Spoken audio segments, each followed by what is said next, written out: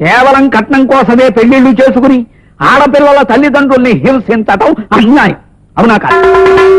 కట్నం ఇవ్వలేదని కట్టుకున్న దాన్ని పుట్టింట్లో వదిలేయడం ఘోరం. అవునా కాదా? ఒకవేళ కడుపు మండి నేను నా అల్లుణ్ణి పోలీసులకు పెట్టిస్తే పలు రకాలుగా ఆడిపోసుకునే ఈ లోకులు పాపం ఆ అమ్మాయిని తీసుకెళ్లి చక్కగా కాపరం చేసుకోరా గాడిదే అని ఒక్క ముక్క చెప్పకపోవడం అన్యాయం. అవునా కాదా? మాట్లాడు. ఏం మాట్లాడమే? ఈ ఒక్క ప్రశ్నకి జవాబు చెప్పకపోతే ఎందుకు పనికొస్తావు నువ్వు? ఇది అన్యాయం. అవునా కాదా?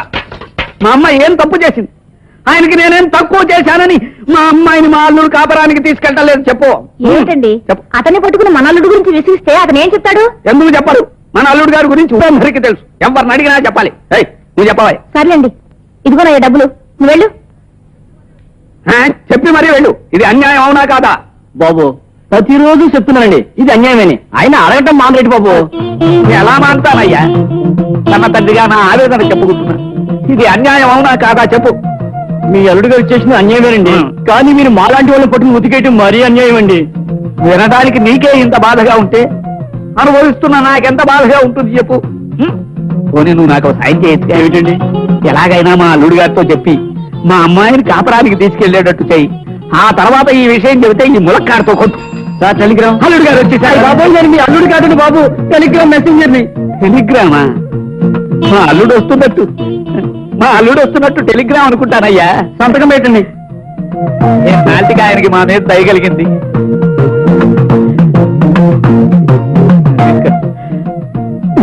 బతికేంద్రా బాబు.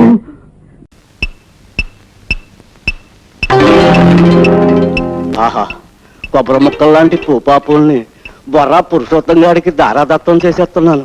ఇదొక్కటి నాకు దక్కితే ఎంత బాగుండు. ఈడ కిటికీ దగ్గర ఏం చేస్తున్నాడు చూస్తా.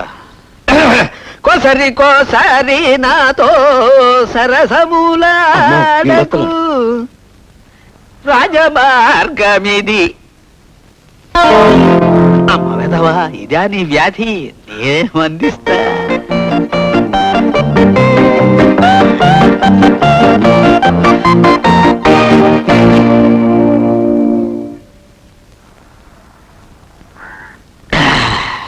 ఇది సర్వరోగ నివారిణి.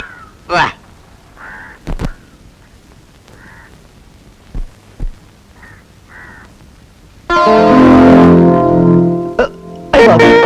ఏంటి అంటుపోయిందేంటి? ఈ అయోమయంగాడు ఏటి రాసిపోయాడు? అయ్య బాబు, గట్టిగా అరవడానికి లేదు. అయ్య బాబు, కోసరి కోసరి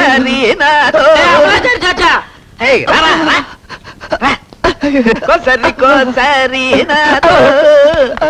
అయినా నీ పేరేమిటన్నావు? గణపతి. ఏం చేస్తున్నావు? ఏం చేస్తలేదు. ఏం చేస్తున్నాడు రా? కిటికీ బొక్కలోంచి చూస్తున్నాడు. ఎవరు చూస్తున్నారు? గణపతి చూస్తున్నారు. ఎక్కడ చూస్తున్నాడు? కిటికీ బొక్కలోంచి చూస్తున్నారు. ఎవరు చూస్తున్నారు? గణపతి చూస్తున్నారు. ఎవరు देखताई? गणपति देखता है. ఎక్కడ देखताई? కిటికీ బొక్కలో देखता है.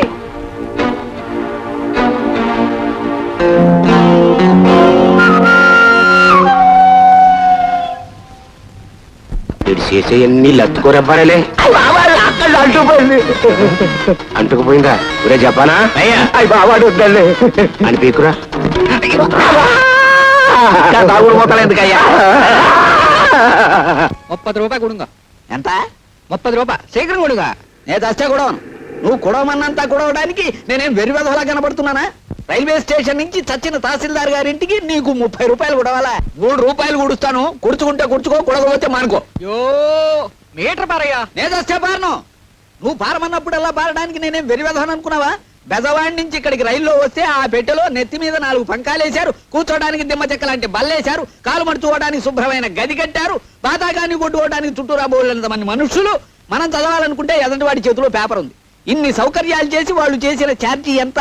అంతా కలిపి 25 లోపు. మరి నువ్వు నన్ను డొక్కులో పడేసి డబ్బాలో గులకరాయి ఆడించినట్టు ఆడించావు. పట్టుమని 10 మైళ్ళు తిరగలేదు. నీకు 30 రూపాయలు కుడవాలా? చెమ్ముతో కొట్టానంటే శాంతానికి సిద్ధమైపోతావు కదా అప్పీరుగా. నీకు దమ్మిడి ఇవ్వను. నీ దిక్కులో తోడు చెప్పుగా పాదలుమా. పల్లెటూరు వాడు కదా అని అతను మోసం చేస్తావా? మన ఊరు పరువు తీస్తున్నావు కదా. ఆయన ఎంత ఇస్తే అని తీసుకుని మర్యాద. అలా పెట్టు గడ్డి వేళ హప్పి. అయ్యో అయ్యో అయ్యో, உங்களுக்கு ஒரு வணக்கம் உங்க அப்பாவுக்கு ஒரு வணக்கம். నోర్మై నా అప్ప సంగతి నీకెందుకురా? దాని ఇష్టం అది ఎవరితో లేచిపోయింది. చెంబుతో కొట్టానంటే శాంతానికి సిద్ధమైపోతావు. అది అప్పిన ఏమనుకున్నావో? భలే వాడవాయా బాబు, భలే సావుగిరాకి తగిలింది పొద్దున్నే. నువ్వు వద్దు, నీ డబ్బులు వద్దు. వీడి సుత్తి కాదు బాబు, రంపం. తెలుగు పిరుగే కదా, పిరుగే.